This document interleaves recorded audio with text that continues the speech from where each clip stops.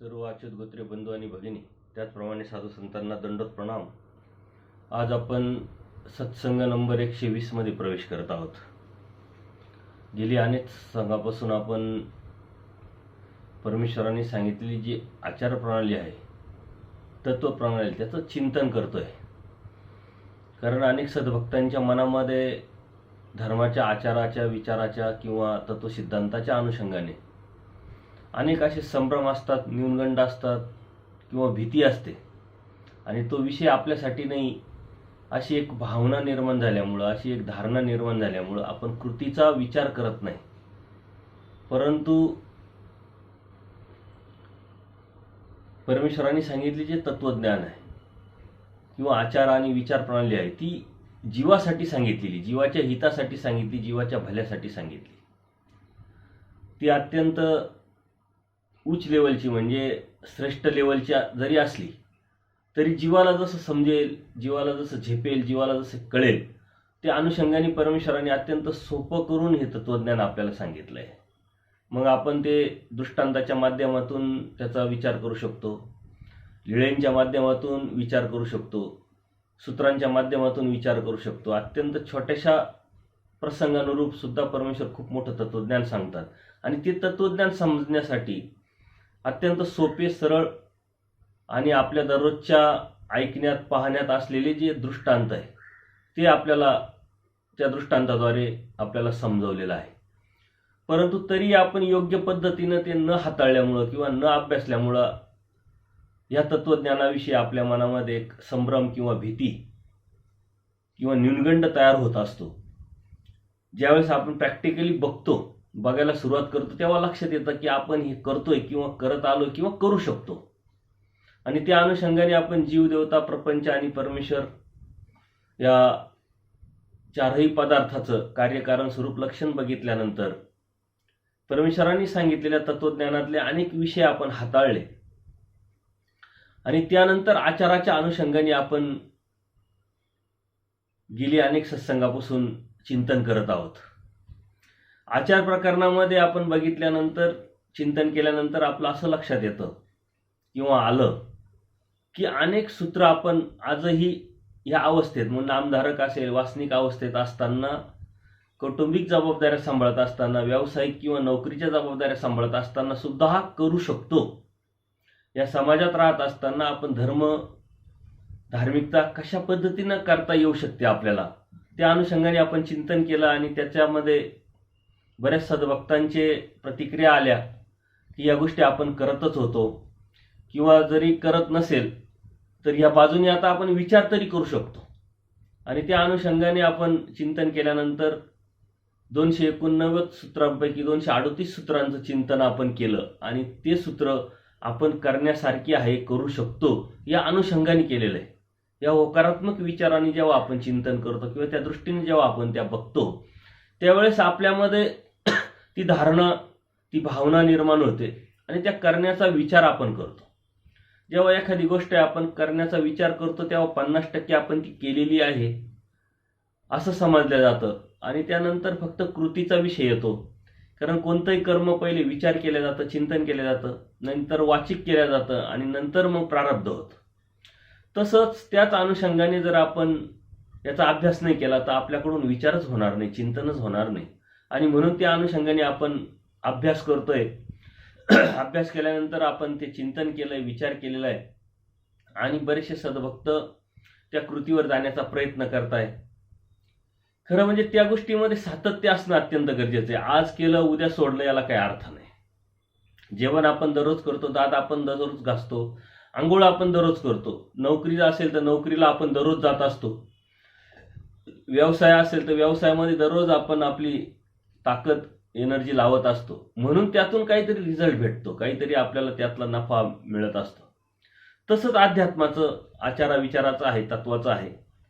दररोज जेव्हा आपण करतो त्यावेळेस आपोआपच ते आपलं स्वभावत होतं. नैसर्गिकरित्या आपण ते करण्याला सुरुवात करतो आणि खऱ्या अर्थाने त्यावेळेस आपण दैवराटीचे किंवा परमेश्वर मार्गातले समजले जातो. कारण नैसर्गिकरित्या स्वभावात आपल्याकडून ते आचार, विचार प्रणाली सांभाळल्या गेली पाहिजे. ते आपलं जीवन झालं पाहिजे. परमार्ग तुमचं जीवन किंगा, तो आपला स्वभाव झाला पाहिजे. किंवा तोच आपलं धर्मतत्व सिद्धांत झाला पाहिजे. अनेक सद्भक्तांच्या प्रतिक्रियेवरून असं लक्षात येतं की आजपर्यंत धर्म आणि धार्मिकता काय समजत होतो आपण? देवपूजा, कर्मकांड, विधी, कधीतरी स्नान करणं, कधीतरी क्रिया, याच्या व्यतिरिक्त धर्म नाही, अशी एक संभ्रमावस्था निर्माण झालेली होती. कितीतरी सद्भक्तांचे प्रतिक्रिया येतात की आमच्याकडून देवदेवच होत नाही, आमच्याकडून धर्माला काही देणं होत नाही. खरं म्हणजे देवाला काही देणं आणि धर्माला काही देणं ही आपली कुवत पण नाही, आपली योग्यता नाही, पात्रता नाही. आपण काय देऊ शकतो धर्माला आणि परमेश्वराला आपण काय देऊ शकतो याचं जर चिंतन केलं तर आपल्या लक्षात येईल की आपण काहीच देऊ शकत नाही, कारण तेवढी ताकद आपल्यामध्ये नाही, तेवढं सामर्थ्य आपल्यामध्ये नाही. मग आपण जे देतोय, जे करायचंय आपल्याला, ते आपण आपल्या हितासाठी करतोय, आपल्या भल्यासाठी करतोय. परमेश्वराने सर्व सृष्टी जीवाच्या हितासाठी निर्माण केली. स्वतः अवतार घेतला, जीवाच्या हितासाठी अवतार घेतला, तत्वज्ञान सांगितलं जीवाच्या हितासाठी. आणि आता जे बी आपण करतोय ते धर्मासाठी किंवा देवासाठी न करता आपण आपल्या हितासाठीच करतोय. म्हणून देवाला काही देणं म्हणजे देवानी सांगितलेलं तत्वज्ञान सांभाळणं, पाळणं, त्या कृतीवर जाणं, त्या आचारावर जाणं. धर्माला काही देणं म्हणजे परमेश्वराने सांगितलेलं जे तत्वज्ञान आहे ते फॉलो करणं किंवा ते करण्याचा प्रयत्न करणं. हे धर्माला देणं किंवा हे परमेश्वराला देणं. कारण परमेश्वराला या जीवाकडून काही अपेक्षा नाहीये, कोणत्या प्रकारची अपेक्षा नाही. त्यांनी स्वतःचं हित करून घ्यावं, स्वतः ऊर्ध्वगतीचा विचार करून परमेश्वराला प्राप्त करावं, ही परमेश्वराची जीवाकडून अपेक्षा आहे. हे जीवन जे आहे हे सुख दुःखामध्ये न टाकता सुखामध्ये किंवा परमेश्वराच्या आनंदामध्ये त्यांनी व्यथित करावं किंवा तो आनंद त्यांनी प्राप्त करावा आणि स्वतःचं हित करून घ्यावं, ही परमेश्वराची अपेक्षा आहे. आणि ते करण्यासाठी परमेश्वराने जी आज्ञा प्रतिपालन आपल्याला केलेली आहे ते करणं गरजेचं आहे. अन्यथा खूप अभ्यास केला, खूप ज्ञान मिळवलं, परंतु कृतीवर नाही गेलं तर ते करण्याला काही अर्थ नाही आहे.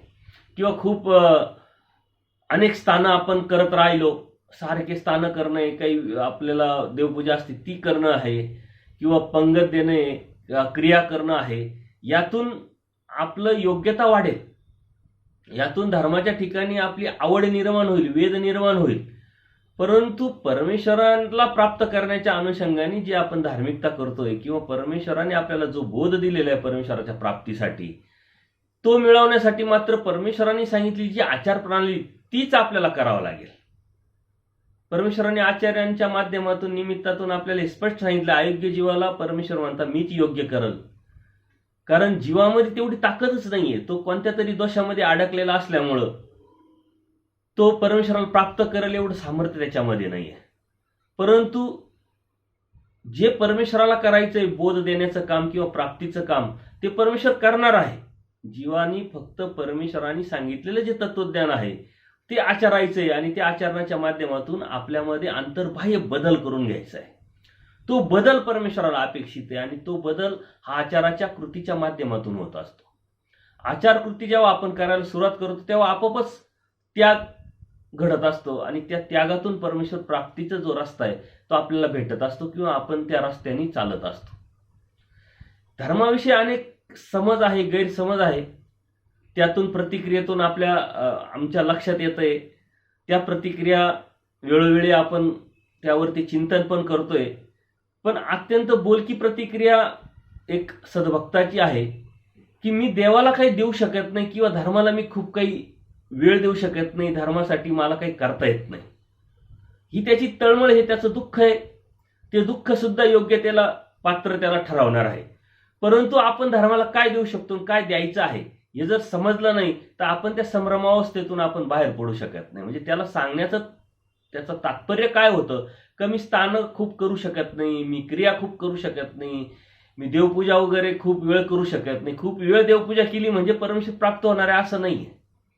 ते एक साधन आहे. त्या साधनाच्या माध्यमातून परमेश्वराने आपल्याला जे सांगितलेले ते करायचंय. परंतु परमेश्वराने अपेक्षा आपल्याला ज्ञानमोचक, मुक्तीला नेणारं जे ज्ञान आहे ते मिळवणं आणि येत अधीन होई जे म्हणितले ते कीजे, ते अनुसरणाची परमेश्वराने अपेक्षा केलेली. म्हणून आपल्या डोक्यामध्ये किंवा आपल्या विचारामध्ये, आपल्या दृष्टीमध्ये या ज्या गोष्टी आहेत या संभ्रम निर्माण करणार, ती आपली दृष्टी आपण बदलली पाहिजे. आणि ती दृष्टी बदलावण्याचं काम हे तत्वज्ञान करतं. आणि आपण हे तत्वज्ञान गेली अनेक 119 सत्संग घेऊन आपण ते समजून घेण्याचा प्रयत्न करतोय. एकाच वेळेस एकाच दिवसात हे भेटणार नाहीये. अनंत ब्रह्मांडांचा नायक परब्रह्म परमेश्वर ते जीवासाठी जीव होऊन येतात.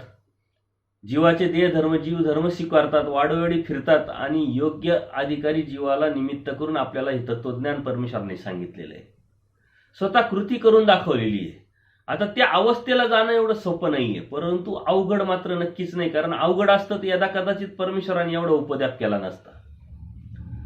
उलट परमेश्वराने बेलापूरला उत्तरापंथी जाण्याच्या अवस्थेमध्ये असताना किंवा प्रवृत्तीत असताना आचार्यांच्या माध्यमातून किंवा माईम भट्टांच्या माध्यमातून आपल्याला हे सांगण्याचा प्रयत्न केला की जे जीवाकडून होणार आहे, जीव करू शकतो, तेच मी जीवाला सांगितलेले किंवा सांगणार आहे. त्यामुळं असंनिधानाचा आचार सांगत असताना परमेश्वर त्यावेळेस आचार्यांनी ते नाकारलं. देवाविन काही धर्म असू शकतो का असं त्यांनी स्पष्ट सांगितल्यानंतर परमेश्वरांनी ते स्वीकारलं. परंतु तुम्ही जरी म्हणत असाल तरी तुम्हाला हे ऐकावं लागेल. हे माईम भट्टांकरवी आचार्यांना परमेश्वरांनी सांगितलं आणि माईम भट्टांनी सुद्धा परमेश्वराच्या या तत्वज्ञानामध्ये स्पष्टता निर्माण केली का परमेश्वर जे आपल्याला करू शकतो, आपण जे आपलं समजू शकतो तेच परमेश्वर सांगणार आहे. त्यामुळं ऐकायला हरकत नाही आणि तेच तत्वज्ञान आज आपल्यापर्यंत आलेलं आहे. आपण ऐकलं तर विचार करणार आहे, विचार केलं तर चिंतन होणार आहे, चिंतन केलं तर मग त्या कृतीवर जाणार आहे. म्हणून ऐकणं, समजून घेणं कोणताही विषय हे अत्यंत महत्वाचं आहे. आपण ज्या धर्मात आहोत, जो धर्म आपण सांभाळण्याचा प्रयत्न करतोय, ज्या धर्माच्या अनुषंगाने आपल्या सामाजिक, कौटुंबिक, व्यावसायिक जबाबदाऱ्या आपण सांभाळतोय, त्या भरोशावरती किंवा त्या विश्वासावरती, त्या प्रचितीवरती आपण जे चालतोय तर ते समजून घेणं अत्यंत गरजेचं आहे. खरं म्हणजे आज सर्व लोकांची, सद्भक्तांची म्हणा, जीवाची ही लाईफस्टाईल बदललेली आहे. विशिष्ट डिग्री घ्यायची, त्या डिग्रीनंतर करिअरचा विचार करायचा आणि नोकरीसाठी, व्यवसायासाठी धावायचं.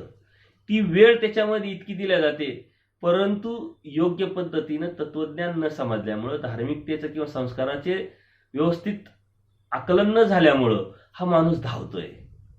त्याला जेव्हा हे कळेल की मला मिळवायचं काय, माझं ध्येय काय आणि ते ध्येय मिळवण्यासाठी मी किती ताकद लावली पाहिजे, त्या पद्धतीने तो नियोजन करेल.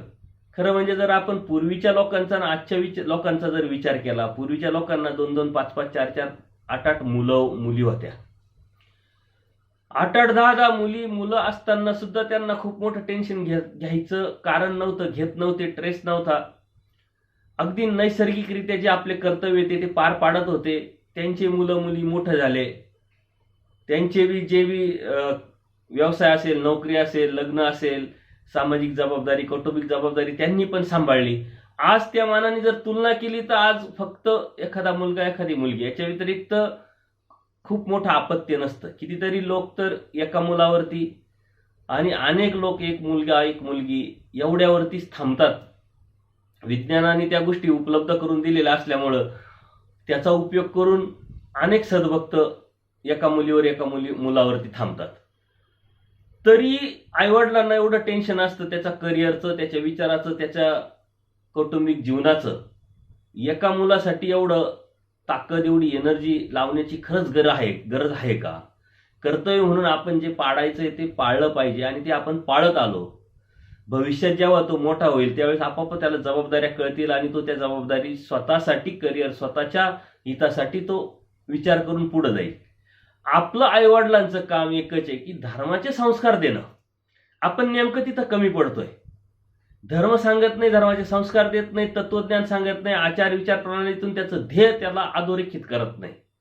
म्हणून त्याचं ध्येय, आपण जे त्यांनी ध्येय सांभाळले तेच आपण आपलं ध्येय सांभाळतो. मग एखादी नोकरी असेल, व्यवसाय असेल, त्यातून त्याचं कौटुंबिक जीवन असेल, ते त्यांनी त्याच्या करिअरच्या अनुषंगाने, त्याच्या वयाच्या अनुषंगाने किंवा त्याच्या बुद्धीच्या अनुषंगाने त्यांनी तो विचार करून त्यांनी ते मान्य केलेलं आहे. पण आपण सुद्धा त्याच्यात हा म्हणतो. हे आपलं धर्माच्या अनुषंगाने विचार केला तर ते आपलं अपयश आहे. तो नोकरी करणार आहे, तो मिळवणार आहे. तो अभ्यास करतोय, त्याला डिग्री भेटणार आहे. त्या डिग्रीतून त्याला नोकरी, व्यवसाय करणार आहे आणि त्यातून त्याचं करिअर घडणार आहे. हे त्यांनी ठरवलेलं आहे आणि तो ते करणारच आहे. त्याच्यावर त्याच्यात लुडबुड करण्यापेक्षा आपण संस्काराच्या अनुषंगाने जर विचार करून धर्मावरती त्याच्याबरोबर चर्चा केली, धर्मतत्वज्ञान सांगण्याचा प्रयत्न केला, ते ध्येय त्याला जर अधोरेखित केलं की बाबा जे मी तू करतोय हे करत असताना धर्म हा एक टप्पा आहे आणि तो धर्म तुझ्या इतर जीवनाच्या करिअरच्या किंवा ध्येयाच्या अनुषंगाने किती उपयोगाचा आहे, किती फायद्याचा आहे, हे जर त्याला समजावलं तर नक्की संस्कार या ज्या गोष्टी आपण करतो त्या अत्यंत सोप्या होऊन जातील. कारण त्याला त्याचं कर्तव्य सांगत असताना धर्माच्या अनुषंगाने आपण जर सांगितलं तर त्याला अधिक स्पष्ट आणि पारदर्शक होईल, तो स्वस्थ चित्त होईल. करिअरच्या अनुषंगाने खूप धावपळ जी त्याची होते त्या अनुषंगाने त्याची स्वस्थचित्ततेने, शांततेने किंवा परमेश्वरावरती विश्वास ठेवून, निष्ठा ठेवून, प्रचिती ठेवून जर ते केलं तर तो नक्कीच सक्सेस होईल. आज आजूबाजूचं जग खूप धावतंय, खूप स्पीड आहे त्याला. लहान मुलांकडून 2-2, 3-3, 4-4 वर्षाच्या मुलांकडून आईवडील अत्यंत खूप मोठी अपेक्षा करतात. त्यातून त्याचं बालपण हिरावून घेतलेलं आहे. त्या अपत्याचं जे सुख आहे ते नैसर्गिकरित्या त्याचं राहणं, वाढणं हे हिरावून गेलेलं आहे. आणि म्हणून जगामध्ये जो बदल होतोय तो नकारात्मक विचाराच्या अनुषंगाने जास्त होताना दिसतोय. इथं आपण कमी पडत असल्यामुळं ह्या बाजूच्या ज्या गोष्टी आहे, ज्या अहितकारक आहे त्याच्यासाठी किंवा समाजाचं घातकपणाच्या अनुषंगाने आहे त्या वाढताना दिसत आहे. तर अध्यात्म हा जो विषय हा जीवनाच्या जगण्याच्या अनुषंगाने घेतला पाहिजे, जीवन सुखी करण्याच्या अनुषंगाने घेतला पाहिजे, करिअरच्या अनुषंगाने घेतला पाहिजे, ध्येयाच्या अनुषंगाने घेतला पाहिजे, सक्सेसच्या अनुषंगाने घेतला पाहिजे. आजकाल सर्व व्याख्या बदललेल्या आहे. खूप चांगली नोकरी भेटली, त्यांनी घर घेतलं, त्याच्यासमोर त्याच्याबरोबर फिरायला गाडी असली म्हणजे तो सक्सेस झाला. ह्या व्याख्या भौतिक जगामध्ये बदललेल्या दिसतात आणि म्हणून अडचणीच्या आहे. आध्यात्मिक अनुषंगाने सक्सेसच्या व्याख्या वेगळ्या आहेत. त्याला धर्माची जाण किती आहे, तो धर्माच्या अनुषंगाने किती स्वतःमध्ये बदल करून घेतोय, समाजामध्ये राहत असताना तो समाज धर्माच्या अनुषंगाने किती चांगुलपणा निर्माण करून तो दुसऱ्याला काहीतरी देण्याचा प्रयत्न करतोय, दुसऱ्याचा विचार करतोय, दुसऱ्याच्या हितासाठी धडपडतोय. या सक्सेसच्या व्याख्या आहे, या प्रगतीच्या व्याख्या आहे. परंतु आपण यातून काढून त्याला त्याच्या जीवनामध्ये भौतिक टार्गेट त्याला दिल्यामुळं त्यांनी फक्त स्वतःचा तो विचार करतोय. कितीतरी आपण बघा मोबाईल बघत असताना स्टेटस बघतो, व्हॉट्सअपवरती येतात माय फॅमिली, मग फॅमिलीचा फोटो असतो, नवरा बायको, एक मुलगा एक मुलगी, इतकी छोटी फॅमिली त्याची झाली. त्याच्यामुळे विचार त्याचे छोटे असल्यामुळे त्याची फॅमिली छोटी झालेली. तसं आपले जे संस्कार, आपली संस्कृती किंवा आपला धर्म सर्व जगाला, सर्व विश्वाला आपलं कुटुंब समजून किंवा मानून चालण्याची आहे. परंतु विचारधारा छोटी असल्यामुळं तो त्याच्या कुटुंबापुरता विचार करतोय आणि त्या कुटुंबाचा विचार करत असल्यामुळं तो जास्त स्वार्थी झालेला आहे. जीव स्वार्थी आहे, परंतु त्याच्यामध्ये जी टक्केवारी वाढण्याचं कारण जे आहे ते जर आपण शोधलं तर आपल्या लक्षात येईल. आणि म्हणून आपण अपत्याला काय द्यायचं हे जर आपल्या लक्षात आलं तर नक्कीच आपण त्याला चांगलं मनुष्यत्व, पुरुषत्व किंवा धर्माच्या अनुषंगाने एक यशस्वी जीव आपण बनू शकतो. आणि म्हणून धर्माचे जे तत्वसिद्धांत आहे प्रत्येक गोष्टीला लागू पडतात. प्रत्येक अनुषंगाने जर आपण घेतलं तर प्रत्येक ठिकाणी आपल्याला त्याचं प्रमाणबद्धता निर्माण होऊ शकते. तर प्रमाणातून आपल्याला त्यातून काहीतरी घेण्यासारखं आहे, त्यातून जगण्यासारखं आहे, त्यातून देण्यासारखं आहे आणि त्यातूनच जगण्यासारखं आहे. परंतु ह्या गोष्टीमध्ये आपण कमी पडल्यामुळं आपण भौतिक जगामध्ये खूप धावतोय, पळतोय. आपणही पळतोय, आपल्या अपत्यांना पळायला लावतोय, समाज सगळीकडे पळतोय. या स्पर्धेमध्ये मग टिकण्यासाठी आणखीन पळतोय. तो पळतोय म्हणून आपण पळतोय, का पळतोय माहीत नाही. आणि म्हणून आपल्यामध्ये ट्रेस असेल, नकारात्मक विचारधारा असेल, त्यामुळं क्राईम असेल, त्यामुळं आत्महत्येचं प्रमाण असेल, त्यामुळं अस्वस्थतेचं प्रमाण असेल, आजाराचं प्रमाण असेल, हे वाढलेलं दिसतंय. पण अध्यात्म जसं आहे तसं जर आपण समजून घेतलं तर आपल्या मनामध्ये आपोआपच स्वस्थचित्तता निर्माण होईल आणि त्या स्वस्थचित्ततेचा परिणाम आपल्या शरीरावर होईल. आपल्या शरीरावरती परिणाम झालेला आपल्याला चांगल्या सदृढ अशा स्वस्थामध्ये निर्माण होईल आणि त्यातूनच आपण आपलं चांगलं जीवन जगू शकतो. आणि म्हणून याचा आपण ह्या अनुषंगाने सुद्धा वेळोवेळी आपण विचार करत राहतो. तर हा विचार करत असताना आपण तत्वज्ञान का समजून घेतोय? कृतीच्या अनुषंगाने. तत्वज्ञान का लक्षात चिंतन करतोय? तर आचरणाच्या अनुषंगाने. हे मात्र विसरता कामा नये. मागे आपण ऋषीशृंग या अन्य साधूचं उदाहरण परमेश्वरांनी का दिलं, कशासाठी दिलं याचं आपण चिंतन केलं की त्याला स्त्री पुरुष याचा भेद सुद्धा माहीत नव्हता, तरी तो स्त्री समोर आल्यानंतर त्याच्यामध्ये विकार निर्माण झाला आणि तो धर्मावरून गेला. म्हणजे आपल्या मनामध्ये आपण एक न्यूनगंड किंवा एक आमभाव निर्माणच झाला नाही पाहिजे का मला एवढं कळालंय, मला एवढं समजलंय ना, आता मला कशाचीच भीती नाही. कारण हे विकाराच्या ज्या गोष्टी, विकार म्हणजे आपल्याला बदलत असतो, त्याचे हजारो दरवाजे असतात आणि आपल्याला न कळत तो आपल्यामध्ये येत असतो, आपल्याला कळत नसतं. त्याच्यासाठी सतत सावध राहिलं पाहिजे आणि परमेश्वराने ती सावधानता या जीवाने निर्माण करावी म्हणून अनेक सूत्रांमध्ये आपल्याला ती अधोरेखित केलेली, आपल्याला ती सांगितलेली आहे.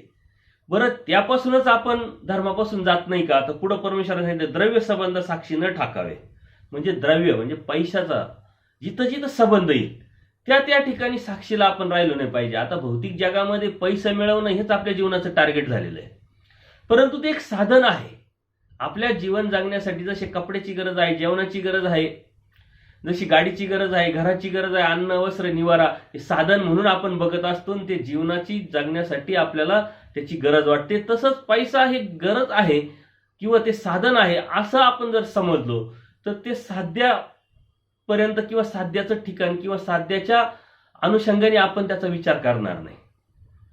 कारण समाजामध्ये पाहत असताना कितीतरी इस्टेट पैसा असलेले लोक छोट्या छोट्या 5-10 हजाराची लाच घेताना पकडल्या जातात. क्लास 1 ऑफिसर असतो, त्याला 1,00,000-2 लाखाचं पॅकेज असतं, त्याला गव्हर्नमेंटची गाडी असते, राहण्यासाठी बंगला असतो आणि तरी तो लाच घेतोय. म्हणजे समाधान नाही त्याच्यामध्ये. अध्यात्म समाधान शिकवतं. जर तुमच्या जीवनामध्ये जर समाधान नसेल आणि तुमच्याकडे खूप काही असेल तर त्या असण्याला काही अर्थ नाही. म्हणून किती मिळवायचं, ते किती उपभोग घ्यायचा, त्या मर्यादेत कुठपर्यंत राहायचं, किती वाद जायचं हे अध्यात्म शिकवत असतं. आणि हे करत असताना आपल्याकडे कितीतरी आहे आणि आपल्याला गरज किती आहे याचा ताळमेळ आपण कधीच करत नाही. आणि ते न केल्यामुळं लालसा वाढते, अभिलाषा वाढते, महत्वाकांक्षा वाढते, त्यातून क्राईम वाढतोय, त्यातून जीवन बर्बाद झालेलं आहे. आणि म्हणून अपेक्षा करत असताना त्याची मर्यादा किती असावी ह्या विचार करणं अत्यंत गरजेचं आहे. परमेश्वराने सांगितलं द्रव्य संबंधा साक्षीनं ठाकावे. ज्या ठिकाणी पैसा मिळणार आहे त्याचा संबंध पैशाचा जिथे येणार आहे तिथं साक्षीला राहू नये. म्हणजे आपण आता मिळवतोय, परंतु कोणीतरी काहीतरी चुकीच्या मार्गाने जर तो पैसा मिळवत असेल तर त्या साक्षीला तिथं आपण राहू नये. कारण तिथं आपण सुद्धा गोवल्या जाऊ शकतो, त्यातून सुद्धा आपल्याला अडचणी निर्माण होऊ शकतात, ती लालच आपल्यामध्ये निर्माण होऊ शकते. आणि असंच होतं, एखादा इमानदार ऑफिसर असतो परंतु त्याच्या आजूबाजूला जर 50 करप्टेड लोक असतील, भ्रष्टाचारी लोक असतील तर त्याच्यावरती तो परिणाम होऊन आपोआप तो पण त्या सिस्टममध्ये भरडला जातो. म्हणून परमेश्वरांनी सावधानता ह्या जीवाला देण्यासाठी ज्या ठिकाणी अशा अनैतिक किंवा चुकीच्या अनुषंगाने व्यवहार होतोय, पैशाचा संबंध येतोय, तिथल्या साक्षीला सुद्धा थांबू नये.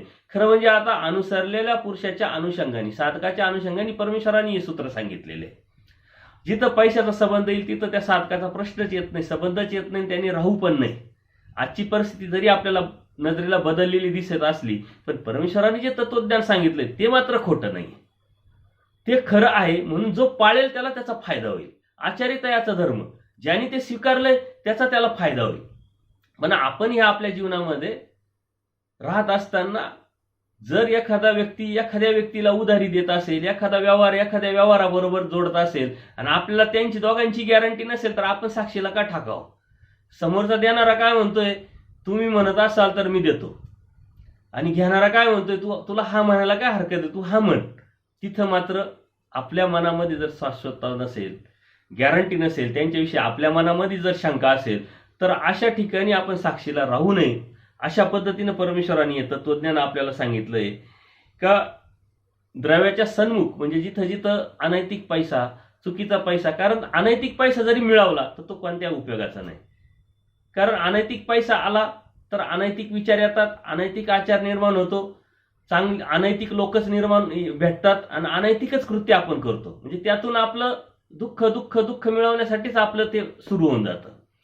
बरं, अनैतिक पैसा जरी आला आणि त्यातून आपण धार्मिकता केली तर ती स्वीकारातच पडत नाही. आपण अनैतिक पैसा मिळवला आणि खूप पंक्ती दिल्या, खूप क्रिया केल्या, मंदिरं बांधले किंवा आणखीन साधू संतांना जीव घातलं, चला इकडं पैसे मिळवायचे आणि इकडं पुण्य मिळवायच्या अनुषंगाने, तर ते स्वीकारात न पडल्यामुळे त्याचा फायदा होत नाही. म्हणजे अनैतिक पैशाचा, अनैतिक द्रव्याचा, अनैतिक इस्टेटीचा कोणत्याच बाजूने फायदा नाही आहे. फक्त ते जीवाचं अज्ञान असल्यामुळं ती अभिलाषा त्याच्यामध्ये निर्माण झालेली, स्वार्थ त्याच्यामध्ये निर्माण झालेला आहे आणि त्याला ते न कळाल्यामुळं तो त्यात वाहत गेलेला आहे. त्या पैशाच्या अनुषंगाने त्याचं ते जिरतंय, परंतु त्याला सुद्धा कळतंय की हे घातक आहे, चुकीचं आहे. कारण एका हाताने पैसे घ्यायचे आणि एका हाताने भोगायचे. कितीतरी लोक अनैतिक पैसे घेतले तर दवाखान्यात घालतात, संकटाच्या अडचणीच्या वेळेस ते पैसे खर्च होतात. म्हणजे प्रॉफिटमध्ये काहीच नाही त्याच्या. खूप पैसे कमवले तुम्ही आणि तुमचं जर शारीरिक क्षमता जर बिघडली, शारीरिक व्याधी निर्माण झाली, ते पैसे कमवायचे अनैतिक आणि दवाखान्यात घालवायचे, हॉस्पिटलला घालवायचे. प्रॉफिट काय? त्याच्यापेक्षा स्वस्त चित्ततेने थोडासा पैसा मिळवला, त्यातून आपलं जे अडीअडचणी आहे, गरजा आहे, त्या आपण भागवल्या, तर ते आपलं प्रॉफिट आहे. आणि म्हणून द्रव्याच्या अनुषंगाने, द्रव्य अस्तित्व माझी परमेश्वरांनी स्पष्ट सूत्र सांगितलेलं आहे की द्रव्य जास्त निर्माण झालं तर आपोआपच आपल्या मनामध्ये, विचारामध्ये फरक पडतो आणि त्यातून आपल्याला अडचणी निर्माण होतात. मग आपल्या जीवनामध्ये अडचणी निर्माण होतात आणि अध्यात्माच्या अनुषंगाने तर आपण निघूनच गेलेलो असतो. अध्यात्म हे फक्त मानसिकता असते, एक भीती असते म्हणून करतो आपण, अन्यथा त्या अध्यात्माचा आपल्याला काहीच उपयोग होत नाही. आणि म्हणून अशा ठिकाणी आपण साक्षीला राहू नये. क्रय विक्रय न करावे, खरेदी विक्री. आता आपण जर ह्या जीवनामध्ये आहे तर आपल्याला ते करणंच आहे. हे साधकाला सांगितलेले, साधू संतांना सांगितलंय की जर तुम्ही सर्वस्वाचा त्याग केलेला आहे परमेश्वर प्राप्तीसाठी, तर क्रय विक्रय म्हणजे व्यापार करू नये, व्यवसाय करू नये. परंतु धर्माच्या अनुषंगाने, जो विधीच्या अनुषंगाने किंवा तत्वज्ञानाच्या अनुषंगाने जर करण्याची गरज असेल तरच तेवढ्या पुरतच आपण ते करावं. अन्यथा एखाद्याची शुश्रूषा करायची आहे किंवा एखाद्याला पंगत द्यायची आहे किंवा एखाद्या ठिकाणी आश्रम बांधायचा आहे, त्याच्यासाठी जर आपण काहीतरी खरेदी विक्री करत असेल, कोणाकडे तरी काही मागत देणं घेणं असेल, तर ते सुद्धा परमेश्वरांनी स्पष्ट चुकीचं सांगितलेलं आहे. कारण परमेश्वर समर्थ आहे. जे योग्य आहे, जे करण्याची गरज आहे, तुम्ही प्रार्थना करा, परमेश्वर समर्थ आहे, ते निर्माण होणारच आहे. परंतु आपण नामधारक वासनिक अवस्थेमध्ये तत्वसिद्धांताच्या व्यतिरिक्त क्रय विक्रय करू नये. म्हणजे जे नैतिकतेमध्ये जे व्यवहार बसतात ते आपण करावे. आता व्यवसाय करायचा आहे, पण मग पैशाच्या अनुषंगाने तुम्ही पोल्ट्री फार्म टाकायला लागले, पैसाच कमवायचा आहे, व्यवसायच कमवायचा आहे, मग तुम्ही बिअर बारच टाकायला लागले किंवा हिंसेच्या ठिकाणी अशा गोष्टी करायला लागले, अनैतिक गोष्टी करायला लागले, तर त्यातून उपयोग काहीच नाही. त्यातून आपण तर धर्मात राहूच शकत नाही, परंतु आपल्या माथी अधिकाधिक पाप निर्माण होईल आणि आपण नरकात जाऊ, दुःखात जाऊ. त्याच्यामुळे बोध देऊन आपल्याला काहीच उपयोग होणार नाही. तर क्रय विक्रय कोणता करावा कोणता नाही करावा, साधकांनी कोणता करावा कोणता नाही करावा, नामधारक वास्तविकांनी कोणता करावा कोणता नाही करावा, याची गोष्ट आपल्याला क्लिअर असली पाहिजे. कारण काही लोकांचं मी ऐकलेलं आहे की बिअर बार आहे, उपदेशी आहे, त्यांना जेव्हा मी समजावायला जातो ते काय म्हणतात, आमच्या बाबांना आम्ही सांगितलं, विचारलं होतं तर ते म्हणे व्यवसायाच्या अनुषंगाने करायला काय हरकत आहे, पैसा जर आला तरच तुम्ही धार्मिकता करणार आहे. परंतु तो पैसा येऊन ती धार्मिकता जर तुम्ही करत असाल तर तुम्हाला उपयोगी येणार नाही आणि तुमच्याकडून घेणारे जे पात्र आहे किंवा तुमच्याकडून घेणारे जे साधू संत आहे, मग ती अन्नदानाच्या अनुषंगाने असेल किंवा काही द्रव्याच्या अनुषंगाने असेल, तर ते सुद्धा धर्मावरून जातील. कारण अनैतिक आहे. अनैतिक गोष्टीचा उपयोग हा अनैतिक गोष्टीसाठीच होतो, नैतिक गोष्टीसाठी कधीच होत नाही. दृष्ट अदृष्ट न साधे. परमेश्वराने सांगितले, दृष्टपर जर केलेली भक्ती अदृष्टापर्यंत जात नाही आणि अदृष्टापर्यंत केलेली भक्ती ही आपल्याला सर्व काही देऊन जाते. आणि म्हणून ह्या गोष्टी आपण लक्षात घेतल्या पाहिजे. क्रय विक्रय कोणी करावा, कसा करावा आणि कोणत्या पद्धतीनं करावा, नैतिकतेत ज्या गोष्टी बसतात त्याचा पहिला विचार केला पाहिजे. आपण धर्मात आहे तर पहिला धर्माचा विचार केला पाहिजे, धर्माच्या तत्वसिद्धांताचा विचार केला पाहिजे आणि त्या अनुषंगानेच मग आपला राहणीमान, आपला व्यापार, आपलं देणं घेणं, आपलं व्यावहारिक दृष्टिकोन तसा असला पाहिजे. छेदभेद न करावे, म्हणजे निरर्थक तोडफोड करू नये. आता हे विशेषाच्या अनुषंगाने किंवा स्थानाच्या अनुषंगाने साधू संतांना असेल किंवा वासनिकांना असेल, या गोष्टी केल्या नाही पाहिजे. निरर्थक कोणत्याही प्रकारचा अर्थ नाही. कारण परमेश्वराने स्पष्ट सांगितलंय, त्याच्यामुळे ज्या ठिकाणी परमेश्वराने संबंध दिलेला आहे, स्पर्श केलेला आहे, ते दगड ओटे गोटे जे आहे तिथं परमेश्वराची प्रसन्नता असते. दया माया कृपा करुणा ही शक्ती असते, ती परमेश्वराने शक्ती निक्षेपिलेली असते. पण जर त्याची तोडफोड जर केली तर फक्त संबंध राहतो, प्रसन्नता जे दया माया कृपा करुणा या ज्या गोष्टी आहे या निघून जातात. तर त्या संबंधाला फक्त मग आपल्याला वंदन करण्यापर्यंतच आपला विषय राहतो. त्याच्यामुळे जर ती प्रसन्नता, ती दया माया कृपा करुणा ही जी परमेश्वराची शक्ती जर नसेल तर त्या संबंधापुरतच ते मर्यादित राहील. त्याचा फायदा जो परमेश्वराने आपल्याला करून देण्याच्या उद्देशाने ते केलेलं आहे, ते साधन ठेवलेलं आहे, त्याचा फायदा जेवढा पाहिजे तेवढा आपल्याला होत नाही. आणि म्हणून आज ह्या गोष्टी खूप धर्मामध्ये वाढलेल्या आहेत. जे आपले विशेष आहे त्याच्या पेट्या बनवून आपण घरी ठेवतोय. आपल्याला वेळ नाहीये, 2 विशेष 4 विशेष आहेत, त्याची व्यवस्थित देवपूजा करणं, त्याची व्यवस्थित निगा राखणं, त्याची सुरक्षितता सांभाळणं, याच्यासाठी आपल्याला वेळ नाही ना. आपण पेट्या बनवून आणून करणार काय, कुठंतरी ठेवणार. मग कधीतरी केव्हा तरी अमावस्या पौर्णिमेच्या अनुषंगाने आपल्या डोक्यामध्ये अंधश्रद्धा असल्यामुळे ती आपण काढणार आणि ती देवपूजा करणार. बरं, एक विशेष असला तरी तो तेवढंच आपल्याला देणार आहे, आणि 1000 विशेष असले तरी तेवढंच देणार आहे. परत आपल्याला ठेवण्याची गरज नाही, कारण धर्मामध्ये सर्वांकडे वेगळे विशेष असतात. आपण कुठंतरी जात असतो, देवपूजा सुटत असते, त्या अनुषंगाने आपले ते होतच असतात. पण आपल्या संग्रही ठेवणं ही बी एक अभिलाषा आहे, का आपल्या संग्रही असली पाहिजे, आपल्याकडे खूप देवपूजा असली पाहिजे. बरं, तुमच्याकडे साऱ्या धर्माची देवपूजा गोळा करून तुमच्याकडे दिली, समजा एखाद्या व्यक्तीकडे दिली, आणि त्यांनी ती देवपूजा दररोज करीत राहिला तर त्याला देव होणार आहे का? देव ज्यांनी होईल त्यांनीच होणार आहे. हे एक साधन आहे, एक माध्यम आहे फक्त. त्यातून जेवढा लाभ व्हायचा तेवढाच होणार आहे. परमेश्वर प्राप्तीचा लाभ त्याच्यातून होऊ शकत नाही. तर हा विचार आपण करत नाही, आणि मग विनाकारण याच्या पाठीमागे मग आपल्याला मूर्ती पाहिजे, आपल्याला याची तोडफोड करतो, आपण स्थानाची वर खाली करतो.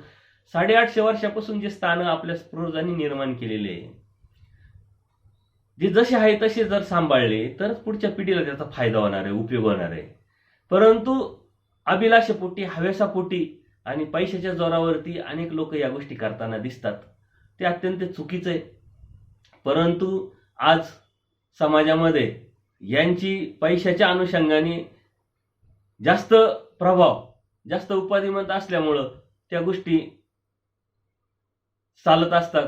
एखाद्याने विरोध केला तर त्यालाच गुन्हेगार ठरवतात, आणि म्हणून या गोष्टी जर कुठं आढळल्या तर आपण समजून सांगावं, करू नये, किंवा सर्वात पहिले म्हणजे आपण त्यातून सुरुवात करावी. विशेष असेल, देवपूजा असेल, प्रसन्नतेने आपल्या गुरुजनांकडून जी आपल्याला मिळालेली असते तीच आपल्या फायद्याची असते.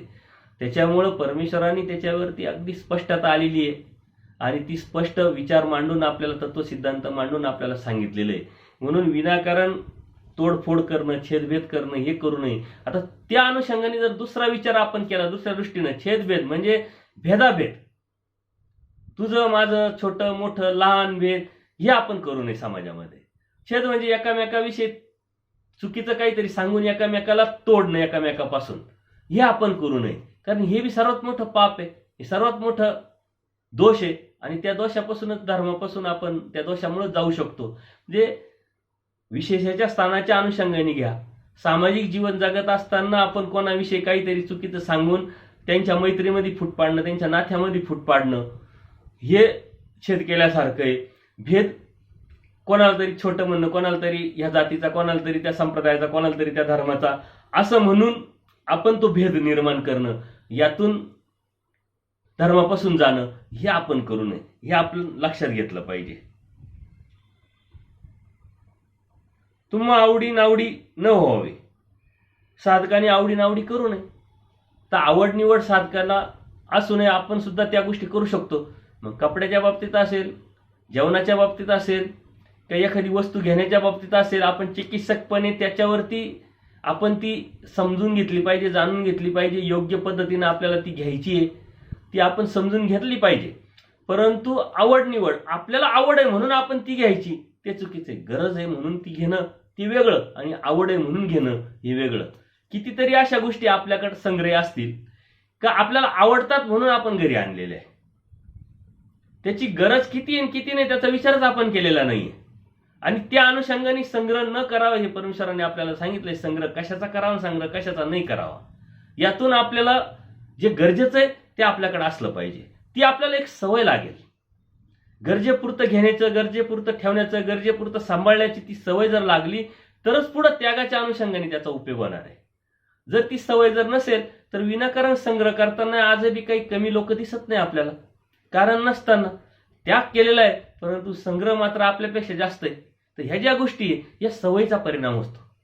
मनुष्य सवयीचा गुलाम होत असतो आणि म्हणून सवयी त्या लागू नये म्हणून आपण या गोष्टी पाळल्या पाहिजे. आवड निवड आपल्या मनामध्ये नसली पाहिजे आणि ती आवड निवड प्रत्येक अनुषंगाने आपण विचार करू शकतो. प्रत्येक विषयाच्या अनुषंगाने आपण ती विचार करू शकतो आणि त्यातून आपल्याला फायदा पण होतो. पोट भरायचंय, अन्न समोर आहे, ते खाल्ल्यानंतर आपलं पोट भरणार आहे, त्यातून आपल्याला जी एनर्जी भेटायची ती भेटणार आहे. मग त्याच्यात आवडी निवडीचा विषयच येत नाही. परंतु आपण टेस्टसाठी आणि आवडसाठीच म्हणून बऱ्याच गोष्टी करत असतो. ते आपण जीवाच्या सत्संगामध्ये या गोष्टीवरती खूप खोलवर चिंतन केलेलं आहे. रेंद्रिया चेंद्रिया दरबरी जे परमेश्वरांनी सांगितले तसंच कपड्याच्या बाबतीत आहे. अंग झाकणार आहे परंतु असंच पाहिजे तसंच पाहिजे हे कितपत योग्य आहे. जे गरजेचं आहे, आता तुम्ही नोकरी करताय, नोकरीच्या अनुषंगाने जे गरजेचं आहे ते घेतलं पाहिजे.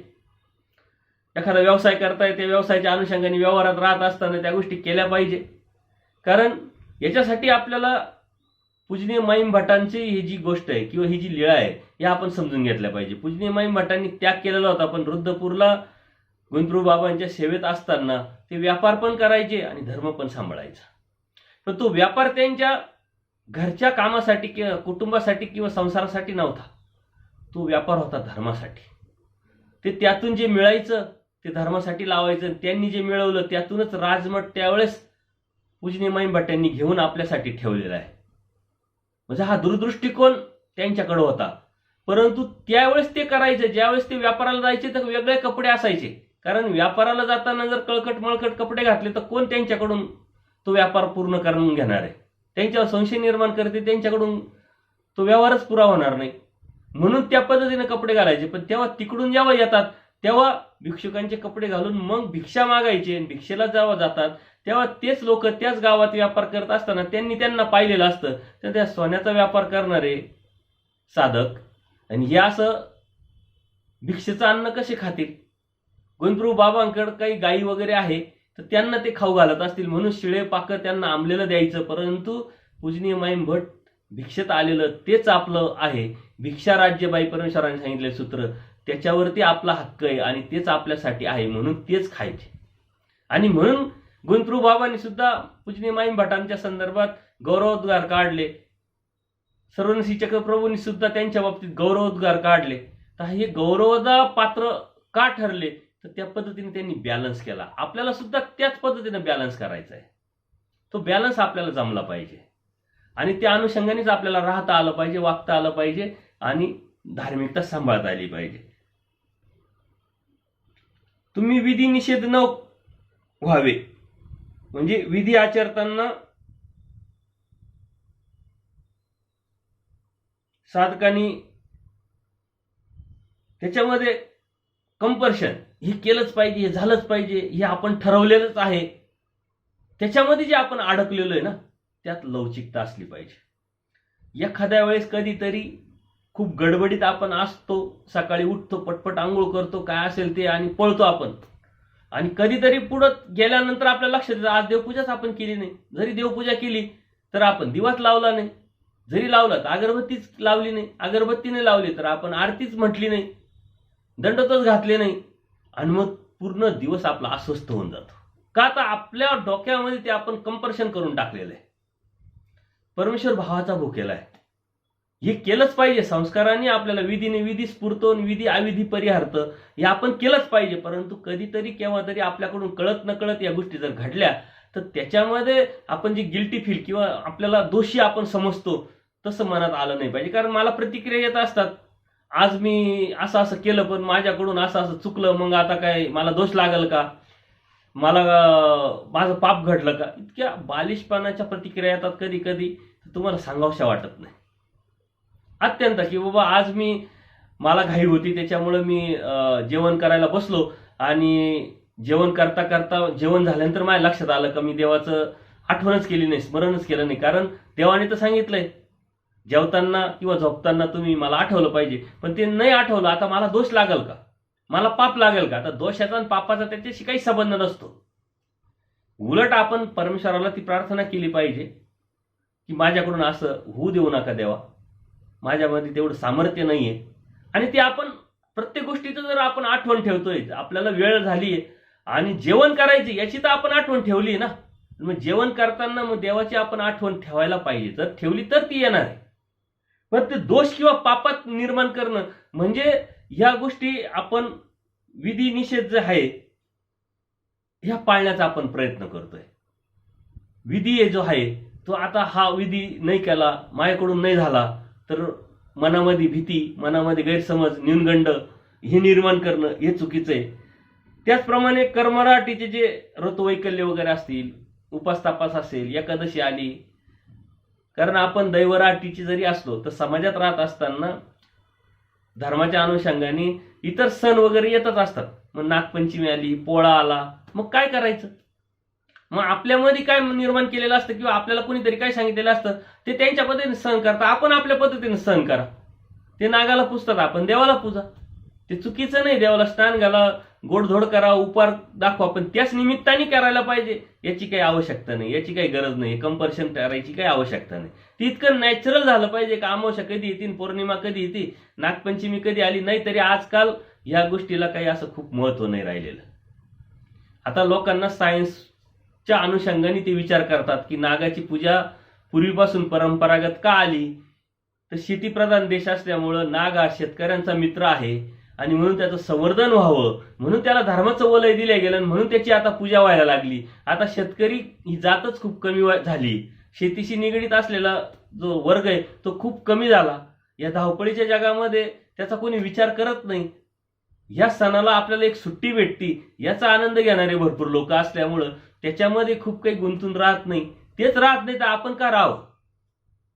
जे कर्मराटीत आहे त्यांनी त्या गोष्टी पाळायच्या, ते पाळत नाही तर आपण का पाळावं याचा विचार आपण केला पाहिजे. म्हणजे विधी निषेध जो आहे हा आपण पाळण्याची गरज नाही, कारण अनेक गोष्टी येत असतात. एकादशी येते, हा सण तो सण, चतुर्थी, हे चालूच असतं त्यांचं.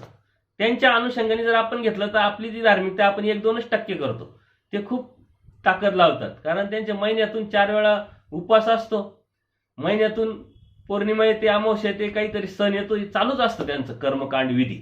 तर त्याच्यातून त्यांना काय भेटणार हे कळत नाही, ते भीतीपुटी करत असतात. पण आपण ज्ञानवाचक धार्मिकता करत असताना जर त्यांच्यासारखंच वागत असेल तर मग त्यांच्यात आणि आपल्यात फरक काय राहिला? म्हणून काही गरज नाही. कितीतरी लोकांचे गैरसमज आहे, अज्ञान आहे. नागपंचमी आली काय हरकत नाही, देवपूजा दुसऱ्या रूममध्ये, आपण दुसऱ्या रूममध्ये आपण त्याचं ते फोटो वगैरे लावून हे करू, ही भीती आहे, अज्ञान आहे म्हणून भीती आहे. आणि त्या अज्ञानापोटी भीती निर्माण झाली, त्या भीतीपोटी मग हे आपण स्वीकारत असतो. म्हणून धर्म हा ज्ञानी याचा आहे. ज्ञान जर समजून घेतलं, परमेश्वर कसा समर्थ आहे ते जर आपण समजून घेतलं तर आपल्याला या गोष्टी करण्याची कोणतीही गरज भासणार नाही आणि आपण ते करू नये. परत त्याच अनुषंगाने परत स्त्रीची जी महिन्यातून एकदा आलेली जी त्यांचा जो धर्म असतो मासिक पाळीचा, ते सुद्धा पाळण्याची गरज नाही. कारण एक भीती असते, ते विटाळ वगैरे पाळतात, त्याची गरज नाहीये. परमेश्वराने त्याच्या अनुषंगाने लीळाच आहे ती अनेक सत्संगामध्ये आपण ती घेतलेली आहे. जसं आपल्याला शेंबूड येतो, कानातून घाण येते, तोंडातून थुंकी येते, त्या पद्धतीनं तो एक स्राव होत असतो. ती नॅचरल, त्याच्यामध्ये काहीच विषय नाहीये. त्याच्यामुळे त्यावेळेस आपण जेवतो, झोपतो, आराम करतो, सर्व करतो, मग देवपूजा का करायची नाही, स्मरण चिंतन का करायचं नाही? ह्या विचार, नकारात्मक विचार सोडून होकारात्मक विचार केला पाहिजे आणि या गोष्टी अजिबात पाळायची गरज नाही. तसंच अमावस्या पौर्णिमेचं आहे. सूर्यचंद्र आणि पृथ्वी एका रेषेत आले का अमावस्या पौर्णिमा होत असतात.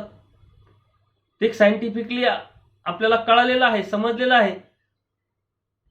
तो एक नॅचरल चक्र आहे आणि ते चालत राहणार आहे. त्याच्याविषयी आपल्या मनामध्ये कोणत्या प्रकारचा भाव न येणं हे खऱ्या अध्यात्माचं प्रमाण आहे. जर आपल्याला अमावस्या कधी आली, पौर्णिमा कधी आली कळत असेल, समजत असेल, ते पाळीत असेल तर आपण दैवराटीचे नाही. हे छोटंसं उदाहरण दिलं, बाकीच्या तर खूप गोष्टी आहेत. म्हणून ह्या गोष्टी आपण लक्षात घेतल्या पाहिजे. कारण आपण काय करतोय, कशासाठी करतोय ते समजून उमजून केलं तर आपल्याला त्यातून फायदा होणार आहे, अन्यथा त्याचा काही उपयोग होणार नाही. तुम्ही यात्रेक्षेत्रांना वाचावे. म्हणजे अनुसरलेला जो पुरुष असतो किंवा आपण नामधारक वासनिक जरी असले तर अन्य ठिकाणच्या देवी देवतेच्या जत्रा असतात, यात्रा असतात. काही लोक म्हणतात पाहायला हरकत काय, पण काय आहे तिथं पाहण्यासारखं? वाराणसीला जेव्हा महादाईचा जाते तेव्हा देव म्हणतात तिथं काय बघण्यासारखं? इथल्या झाडासारखे झाडं, इथल्या माणसांसारखे माणसं, इथल्या नद्यांसारखे नद्या, आणि तिथं गेल्यानंतर त्यांना पश्चाताप होतो. तसा आपण विचार केला पाहिजे की ते यात्रेत जात्रेत जाऊन गर्दीमध्ये जाऊन काय आहे तिथं पाहण्यासारखं, म्हणून जाऊ नये. जरी गेलं तर त्या देवतेच्या अनुषंगाने तिथं काही पूजापाठी चालू असतात, तिला तिथं आव्हान करून ते अनुषंगाने त्यांची धार्मिकता चालू असते. त्याचा परिणाम आपल्यावरती नक्कीच होत असतो आणि होऊ शकतो. कारण यात्रेक्षेत्र जे आहे ते जीवाला आपलवतात, आपलंसं करण्याचा प्रयत्न करतात. कारण त्यांचा धर्म आहे ते त्यांच्या धर्मासाठी प्रयत्न करतात. जसं आपण आपल्या एखाद्या जीवाला सांगतो अरे परमेश्वराचा धर्म असा आहे तसा आहे, हे ते, त्यातून असे फायदे, आपण आपल्या धर्माचा अभिमान घेऊन आपण लोकांना सांगतो. तसं देवता ही तिच्या धर्माचा अभिमान घेऊन ती बी तिचं कार्य करत राहते. आपण परमेश्वराच्या धर्मापासून तुटू नये म्हणून यात्रेक्षेत्राच्या अशा ठिकाणी जिथं खूप असं प्रस्थ असतं इतर देवी देवतेचं, तिथं जाऊ नये. गेल्यानंतर आपण धर्मापासून जाण्याची शक्यता असते किंवा त्याचा आपल्यावरती परिणाम होऊन आपल्यामध्ये मलिनत्व निर्माण होण्याची शक्यता असते. आपला जो योग्यता आपण आचरणाच्या अनुषंगाने, तत्वज्ञानाच्या अनुषंगाने मिळवलेली असते ती जाण्याची शक्यता असते. ती जाणं म्हणजेच धर्मावरून जाण्याची शक्यता निर्माण होणं, आणि म्हणून आपण या गोष्टी टाळल्या पाहिजे. खरं म्हणजे कोणत्याही प्रकारची गरज नाही आहे, परंतु काही लोकांकडून अशा प्रतिक्रिया येतात की माझे 4 मित्र आहे ते अन्य, आम्ही 2 उपदेशी आहे, ते म्हणतात आम्ही तुमच्या देवाला जाऊ, मग तुम्ही बी चला, तुम्ही दर्शन घेऊ नका पण यायला काय हरकत नाही. मग आपणही ती एक विषय व्यवस्था करतो. मंदिरं पाहायला हरकत काय, तिथं जायला हरकत काय, तिथं जेवायला हरकत काय, तिथं बसायला हरकत काय, पण ही हरकत काय हेच आपल्याला परमेश्वरापासून धर्मापासून दूर नेत असतं. म्हणून कशासाठी तुम्ही कुठं तडजोड करायची कुठं नाही करायची हे जर आपण समजून घेतलं तर नक्कीच आपण धर्मामध्ये टिकून राहून धर्माच्या अनुषंगाने धार्मिकता करून परमेश्वराच्या प्राप्तीपर्यंत जाऊ शकतो. परमेश्वराने धर्मामध्ये तडजोड करायला अजिबात लावलेली नाहीये, आणि म्हणून ह्या तडजोडी आपण समजून घेतल्या पाहिजे. कोणत्या ठिकाणी करायच्या आहे, कोणत्या ठिकाणी नाही करायच्या आहे. ज्या आपल्या नुकसानीच्या आहे त्या तडजोडी तर करून काहीच उपयोग नाही, आणि त्यातून आपल्याला मिळणार पण नाही. ते नाही केलं तरी फरक काहीच पडत नाही. फक्त ती विषय व्यवस्था, समाजाचं आपल्यावरती प्रभाव, ऑलरेडी आपला समाजावरती प्रभाव असला पाहिजे. कारण आपण परमेश्वराचे भक्त आहे, परमेश्वर चैतन्य म्हणजे सर्व उच्च स्थानीचा आहे. त्याच्यामुळे परमेश्वराचा प्रभाव सगळीकडे पडला पाहिजे. जो वरती जो उंच असतो त्याचा प्रभाव, आणि आपण त्याचे भक्त. आपला प्रभाव पडत असेल तर समजायचं आपण दैवराटीत आहोत.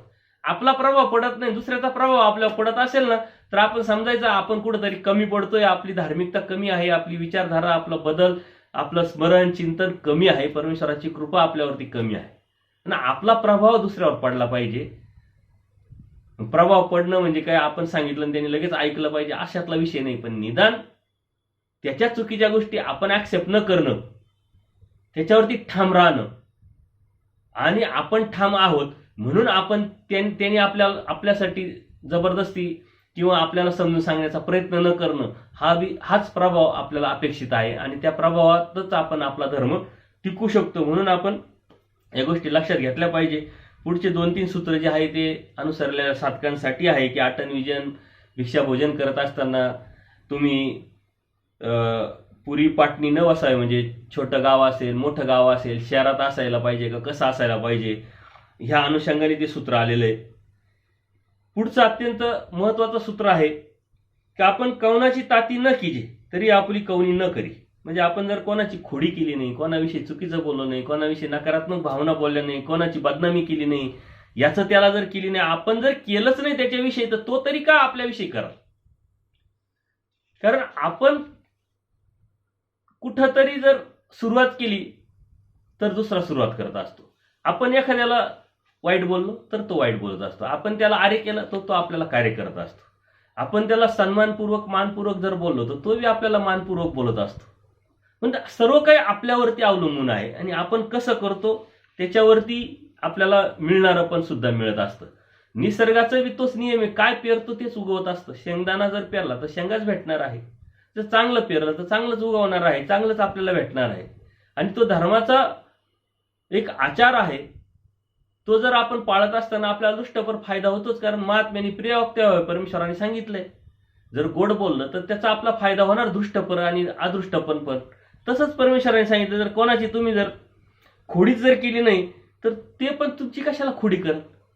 कोणाविषयी तुम्ही काही चुकीचं बोललं नाही, दोषपूर्वक बोललं नाही, कोणाचा दोषच तुम्ही पाहिला नाही तर तो बी तुमचा कशाला दोष पाहिजे. म्हणजे सर्व काही आपल्यावर आहे ना. आपण काय करतो ते अत्यंत महत्वाचं आहे. आपण जे करतो ते आपल्यासाठीच करत असतो. आपण गोड बोललो तर तो आपल्याला गोड बोलतो म्हणजे आपल्यासाठी झालं, फायदा आपला झाला.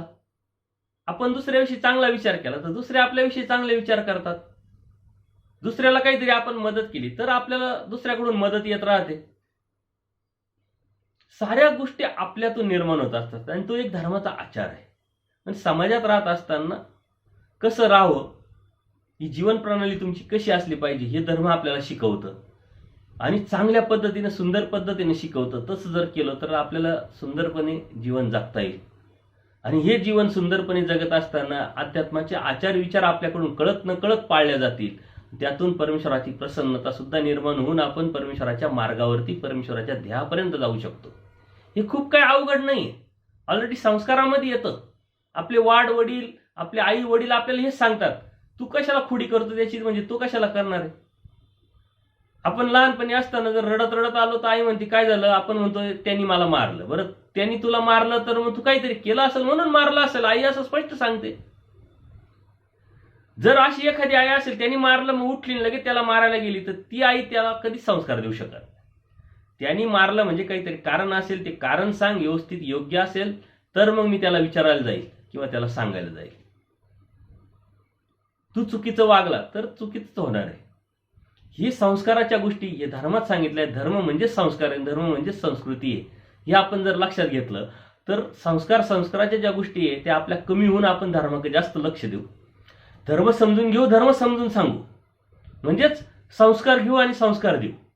इतकं सोपं आणि सरळ आहे. त्यातून दोन्ही फायदे. संस्काराच्या गोष्टी म्हणजे पोषक वातावरण समाजामध्ये निर्माण होऊ शकतं आणि प्रत्येकाने आपापलं कर्तव्य म्हणून जर केलं, प्रत्येकाने आपापली जबाबदारी म्हणून ही केलं तर समाजामध्ये खूप चांगल्या गोष्टी निर्माण होऊ शकतात.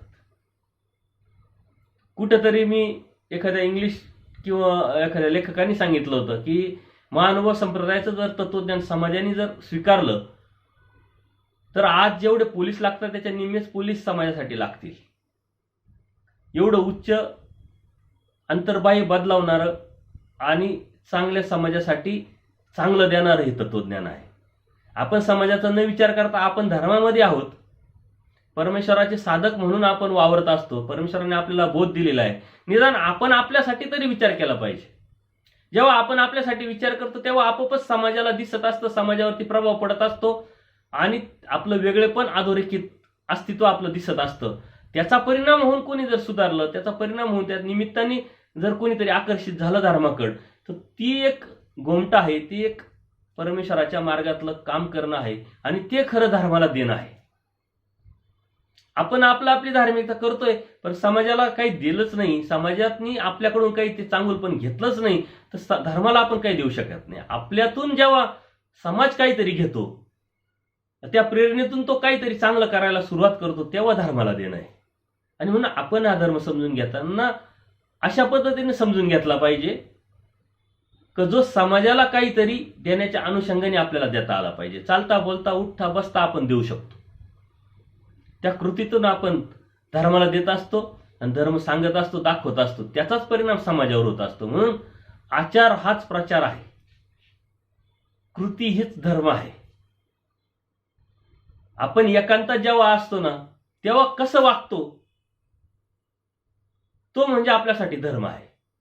कारण आपल्या मनामध्ये एक न्यूनगंड झालेला आहे, आता मला कोणीच पाहत नाही, माझ्याजवळ अजिबात कोणी नाही, त्याच वेळेस अधर्मावरती जाण्याची शक्यता असते. परमेश्वर तर सर्व साक्षी आहे. जर साक्षी आहे याचा अर्थ तो तुमच्या बरोबर आहे, तुमच्या बरोबर असल्यामुळे तो तुम्हाला बघतोय. जर बघतोय तर आपल्या मनामध्ये ती भावनाच निर्माण नाही झाली पाहिजे का मला आता कोणी बघत नाही. आणि म्हणून आपण कसा विचार करतो, कोणत्या दृष्टीने विचार करतो तत्वज्ञानाचा, त्या पद्धतीनं धर्मात आपलं असणं आणि नसणं हे ठरत असतं. तर ह्या गोष्टी अत्यंत गरजेच्या आहे की आपण जर कोणाची ताती नाही केली तर कोणी आपली पण करणार नाही. कारण परमेश्वरांनी पुढं सांगितलंय, अत्यंत स्पष्ट, सुंदर आणि पारदर्शकपणे सूत्र आहे, भांडते दोघे अन्याय. कारण आजकाल कशातून तरी कोणामध्ये तरी सतत भांडणं चालू असतात. बहिणींचे भांडणं असतात, सासू सुनाचे भांडणं असतात, भावांचे भांडणं असतात, मित्रांचे भांडणं असतात. भांडणामध्ये सारं जग अडकलेलं आहे. आणि मग त्याच्यासाठी कोर्ट कचेऱ्या, पोलीस स्टेशन, त्यांच्यावर इतका मोठा ताण आलेला आहे. म्हणून एखादी केस जर झाली तर ती 10-10 वर्ष सुटत नाही. कारण आपण ती अपेक्षा केलेली राहते का मी कसा खरा आहे, तो म्हणतो मी कसा खरा आहे. आणि न्यायपालिका काय विचार करते की साक्षी पुरावे काय समोर, त्या अनुषंगाने एक अलिप्त होऊन त्याचा न्याय देत असते. पण परमेश्वरांनी न्याय देऊन टाकलेला भांडते दोघे अन्याय. त्याच्यामध्ये कोणी चांगला नाही, कोणी वाईट नाही, कोणी वाईट नाही, कोणी चांगला नाही, दोघंही वाईट. म्हणून जर कधीतरी असा प्रसंग जर आला तर आपण दोघांना अन्याय ठरवलं पाहिजे आणि तो विषय मिटवला पाहिजे. आपल्या मनामध्ये भांडण्याची प्रवृत्ती निर्माण होती, मानसिकता निर्माण होती. जरी आपली चुकी नसेल आणि त्यांनी जर आपल्यावरती काहीतरी बालंट आणलं किंवा आरोप केला तर तो परतवण्यासाठी जर आपण त्याच्यासारखंच वागलो तर त्याच्यात आणि माझ्यात काय बदल राहिला. तो अनुभव म्हणून आपण घेतला पाहिजे, तो आपण समज म्हणून आपण समजला पाहिजे. त्या पद्धतीने जर आपण विचार केला तर आपण अन्याय ठरणार नाही. परंतु त्याच्यातून आपल्यात थोडाही जर वागण्यामध्ये फरक नसेल तर आपण अन्यायच आहे. म्हणून परमेश्वराने स्पष्ट सांगितले, भांडते दोघे अन्याय. हे सूत्र जर समाजापर्यंत आपण नेलं, आपल्यापर्यंत आपण नेलं पहिले, तर आपलं कोणाचं वादच होणार नाही, कोणाविषयी आपली तक्रार राहणार नाही. कोणीतरी जबरदस्ती भांडायलाच आलं तर आपल्याला अन्याय व्हायचं नाही म्हणून आपण नमती बाजू घेणार, त्यांनी काही फरक पडत नाही, भांडण मिटल्या जाणार. हाच परिणाम तुम्ही आजूबाजूला जर लोकांपर्यंत नेला, सांगण्याचा प्रयत्न केला, दाखवण्याचा प्रयत्न केला तर आपोआपच समाजातले भांडणं सुद्धा मिटू शकतात. परंतु पहिले आपल्या मनातले भांडणं आपण मिटवले पाहिजे. मग ते विचाराचे असेल, नकारात्मक विचाराचे असतील, आपल्या प्रवृत्तीचे असेल, आपल्या विकृतीचे असतील, हे भांडणं आपण मिटवले पाहिजे. आणि भांडणं निर्माण होतात कशावरून? अभिलाषा, स्वार्थ, इस्टेट, पैसा, तुझं माझं, अज्ञान, याच्या व्यतिरिक्त काहीच नाही. विषयाच्या अनुषंगाने भांडणं असतात, विकाराच्या अनुषंगाने भांडणं असतात. सर्व भांडणाचं मूळ आहे विकार. आणि त्याच्या व्यतिरिक्त जगता येते. परमेश्वराने स्पष्ट सांगितलं असती परिमध्ये, विकार विकल्प शून्य. नाहीतरी त्याच्यासाठी सर्व जग हलतंय, त्याच्यासाठी धावतंय, त्याच्यासाठीच पळतंय. आणि मिळतंय काय त्यातून? काहीच मिळत नाही, दुःखच दुःख. आणि तेवढाच त्याग करायला लावलेला आहे परमेश्वराने, तेवढीच अपेक्षा केलेली. नाहीतरी जरी त्याग केलेले एखादे साधक असेल किंवा आपण भविष्यात त्याग करणार आहे. आज आपण कपडे घालतो, उद्या आपण कपडे घालणारच. आज आपण जेवतोय, उद्या आपण जेवणारच. आज चप्पल बूट घालतोय आपण, उद्या चप्पल बूट घालणारच. आज आंघोळ करतोय, उद्या आपण आंघोळ करतोच. प्रवास करणारे प्रवास करणारच. कोणीतरी पूजा करणारे पैसे देतातच. त्याग कशाचा केला? फक्त विषयाचा. आणि त्या विषयाच्याच अनुषंगाने सर्व चालू आहे. त्याग विषयाचा करायला लावला म्हणजे एकच त्याग करायला लावला, तोच आपल्याला होत नसेल आणि त्याच अनुषंगाने बाकीची सारी इमारत आपण बांधत असेल तर देव कसा होईल आपल्याला? ती सवय आज आपल्यापासून जर लावली, आपण आत्तापासून लावली, उलट आपण नामधारक वासनिक अवस्थेत असताना हे सूत्र आपल्याला सर्वात जास्त उपयोगाचे, सर्वात जास्त फायद्याचे, आणि त्याचा सर्वात जास्त फायदा आपल्याला होत असल्यामुळे सर्वात जास्त विचार त्याचा करून आपण ते विचार केला पाहिजे. कारण आपले जास्त भांडणं होण्याची शक्यता, साधू-संतांचे काय भांडणं होणार असले तरी तात्विक असतील, वैचारिक असतील, जे बी असतील ते बी भांडणं व्हायला नाही पाहिजे. परंतु करतात, तो एक स्वभाव आहे जीवाचा. जीव जीवापासून काही लगेच वेगळा होऊ शकत नाही. मग खरे आपले भांडण आहे. मग इस्टेटीवरून, पैशावरून, तुझ्या माझ्यावरून, हा तुला मला सांगितलं, त्यांनी त्याला सांगितलं, माझे विचार असे, त्याचे विचार असे. आपण जर या साऱ्या गोष्टीचा धर्माच्या अनुषंगाने विचार जर केला तर आपले कोणाविषयी भांडणे होणार नाही, कोणाविषयी मनामध्ये कटुता राहणार नाही. आपल्या मनामध्ये त्याच्याविषयी कटुता नाही म्हणजे त्याच्या मनामध्ये आपल्याविषयी कटुता राहणार नाही. आपला जो धर्माची जी रस्ता आहे तो आपोआपच कापला जाईल. बरं, धर्म भेटेल तेव्हा भेटेल, परमेश्वर प्राप्ती होईल तेव्हा होईल, पण आज आपलं जीवन सुखी होईल. कारण भांडणाऱ्यांमध्ये किंवा भांडणं करणाऱ्यांमध्ये स्वस्थता कधीच लागू शकत नाही. त्याच्याकडे सर्व असून सुद्धा त्याला उपभोग घेता येत नाही, कारण भांडणं चालू आहे, वाद चालू आहे. थोडंसं आपल्या विचार करा, आपल्या संदर्भात जर दिवसभरात कधीतरी केव्हा तरी कोणाबरोबर तरी काहीतरी कुरबुर जर झाली तर आपला दिवस खराब होऊन जातो. मिटलेलं असतं पण तरी आपण तोच विचार करत राहतो. तो असा बोलला, आपण असं बोलायला पाहिजे होतं, त्याने असं करायला नव्हतं पाहिजे, मी आपण केलं, असं झालं तसं झालं, तेच विचार राहतात. जोपर्यंत थोडंसं दुसरा एखादा प्रसंग घडत नाही तेव्हा तो प्रसंग विसरत नाही, कारण एका प्रसंगाने दुसरा प्रसंग विसरला जातो, एकावर एक ते येत राहतं. म्हणून इतक्या छोट्याशा गोष्टीने जर आपण डिस्टर्ब होत असेल तर त्या भांडणापासून आपण दूर राहिलो पाहिजे. आणि नामधारक वासनिकांमध्ये तर ह्या गोष्टी, कारण कौटुंबिक जीवनामध्ये, सामाजिक जीवनामध्ये, व्यावसायिक जीवनामध्ये, कुठंतरी नोकरी करत असताना तिथे आजूबाजूचे लोक असतात, तुम्ही बोधवंत आहे, तुम्ही धर्माचे, तुम्हाला या गोष्टीचा समज आहे, जाणीव, ते सारे अन्य, त्यांना त्यातली काहीच नाही, त्याच्यामुळे क्लॅशेस होणार आहे, वाद होणार आहे. परंतु तुम्हाला समज आहे, तुम्हाला जाणीव आहे, तुम्हाला ज्ञान आहे, तर तुम्ही नमतं घेतलं पाहिजे, आपण नमतं घेतलं पाहिजे. कारण समज मला आहे, जर दोन मुलांचे वाद झाले तर आपण काय म्हणतो, अरे तू वेडा आहे का, तो छोटा आहे, तू मोठा आहे, तू समजून घेतलं पाहिजे. तो लहान आहे, तू मोठा आहे, तू समजून घेतला पाहिजे. म्हणजे मोठा म्हणजे शहाणपण. ज्ञानाच्या अनुषंगाने जर विचार केला तर आपण जर मोठे आहोत तर आपले वाद कोणाशीच व्हायला नाही पाहिजे. किती लोक आपल्याशी वाद घालायला आले ना तर आपण नमतं घेतलं पाहिजे, कारण आपण मोठ्या स्थानी आहोत. परमेश्वरी मार्गातल्या स्थानी म्हणजेच मोठ्या स्थानी, परमेश्वराच्या भक्ताच्या स्थानी म्हणजेच परमेश्वराच्या उच्च अवस्थेच्या अनुषंगाने जर घेतलं तर परमेश्वरी भक्त, परमेश्वरी मार्ग, परमेश्वरी दैवराटी ही उच्च आहे सर्वांच्या. त्याच्यामुळं आपलं वाद होण्याचं काहीच कारण असलं नाही पाहिजे. आणि या अनुषंगाने कितीही चिंतन केलं तरी कमीच आहे. प्रतिक्रिया देत चला. त्या अनुषंगाने मला पण लक्षात येतं कोण कोणत्या पद्धतीने कसा विचार करतोय, कोणत्या दृष्टीने विचार करतो. त्या अनुषंगाने मला पण ते खाद्य भेटून आपण सत्संगामध्ये त्याचं चिंतन करत असतो. दंडोत प्रणाम, दंडोत प्रणाम, दंडोत प्रणाम.